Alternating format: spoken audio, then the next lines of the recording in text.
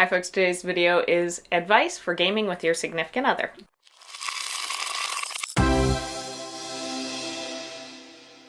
Your partner, your spouse, your significant other, your girlfriend, boyfriend, husband, wife, whatever you call it, sometimes gaming with your partner can be a little bit different than just gaming with strangers or friends. And so we wanted to give you some things to keep in mind to make sure that everything stays fun and easy at the gaming table. One of the first things to consider is whether or not you're going to draw attention to the fact that you're a couple. Now, if your group is made up of people that have known you for your entire lives or for years or for your entire relationship, then that's not really something that you need to address because they probably already know. But if you're joining up with a group that you're hoping is going to become friendships or a long-term thing, outside of just gaming that one or two times, you may want to introduce yourself in the way that you would in a normal new social situation.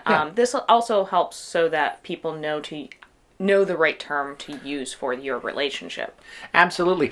But I also think it's important to note that you don't owe anybody an explanation or justification of your relationship. If you're at a convention or it's a pickup game that you play at your game store once a week or once a month, then sometimes it's nobody's business. Now, if people ask and you feel comfortable expressing or defining what your relationship is, then that's absolutely fine. But if you aren't comfortable with saying what your relationship is for whatever those reasons are, then you don't owe it to anybody else. And a lot of the other tips or advice that we're going to give in the rest of this video is still applicable even if the other people at the table don't really know what's going on between the two of you or three of you or whatever. One conversation you probably want to have with your significant other before game is how to handle inter-party relationships and romance. Are there any kind of lines that you don't feel comfortable crossing when it comes to your partner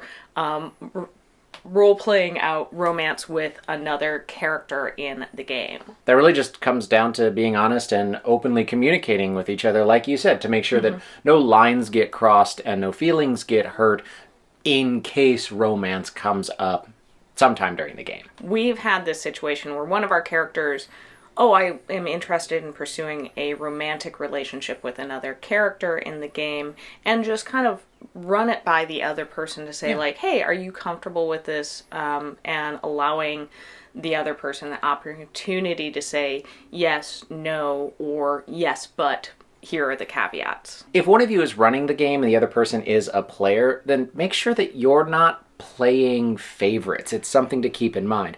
And that can still be applicable even if it's just two players.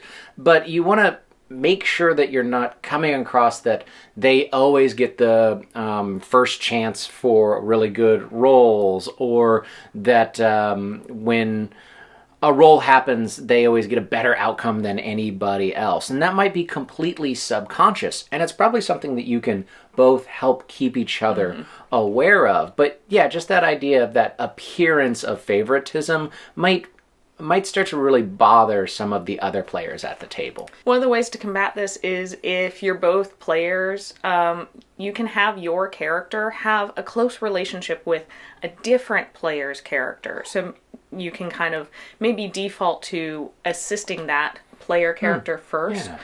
So that's definitely you're not going to fall into the pattern of helping your partner first. A big thanks to all of our patrons, but especially to Sean. If you like what we do and you want to be a part of our community and contribute directly to the videos that we make, then head over to patreon.com/rollforinitiative and check out the perks of being a patron. One thing you definitely want to be aware of and avoid is having your characters' interactions bleed over into your own private relationship. Yeah, sure, that can definitely happen. If there's inter-party conflict, or if your two characters are having a fight or disagreeing about something in game, you probably don't want that to carry over into the car ride home or something like that. Just having those moments, whether it's a little ritual that the two of you do or whatever, to know that what happened in game is what was happening in game.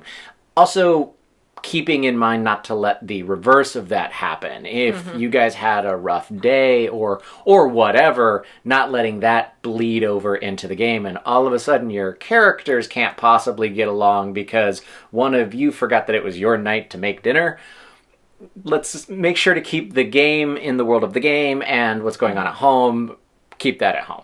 And also, if your characters happen to be in any kind of romantic relationship, be mindful of not having that bleed over into a different kind of roleplay. Yeah, you want the other players at your table to be able to stay comfortable with whatever it is that's going on. Yeah.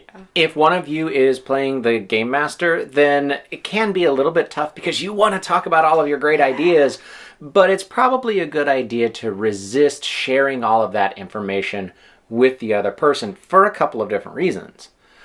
I mean, first of all, they probably want to be surprised and not know what it is that's happening. But also, that can be a form of that favoritism. If they know exactly what's going on, they have an unfair advantage of sorts over the other players. And if you do let something slip, because that's probably going to happen at some point, maybe just make a note of, I told my partner about this, so I want to make sure to tell the rest of the table, whether that's sending everybody just a private message or bringing it up at the beginning of the next session, like, hey, you should all know this info as well. Unfortunately, some people are going to treat you differently because you are in a relationship with another person at the table. Now, you can certainly talk to the person that's treating you differently, remind them, like, we're our own individual people, so you can treat us, you don't have to treat me like I'm part of Ryan. And yeah, some people are just going to treat you differently, and that sucks. That's probably something you're going to bump into in some of those pickup games or conventions or things like that, and it is unfortunate. But I think it's just something that you deal with. You can call them out privately during a break or talk to the GM about it, and then just, you move on and you remember that maybe that's not somebody that you want to play with in the future. Have you played in campaigns with your significant other? What about that is really awesome? Because there is a lot of stuff that's great about it. That wasn't the focus of this video, but what do you enjoy about having your significant other at the table? What other advice do you have for making sure that that's a smooth and fun aspect of your relationship? We'd love to hear about that in the comments below. Thank you so much for watching. If you enjoyed this video, I hope you share it with someone. Maybe you share it with a partner, so you both can know how to handle relationships at the table. And until next time, I'm Dawn. I'm Ryan. And this is Roll for Initiative. Bye. Bye.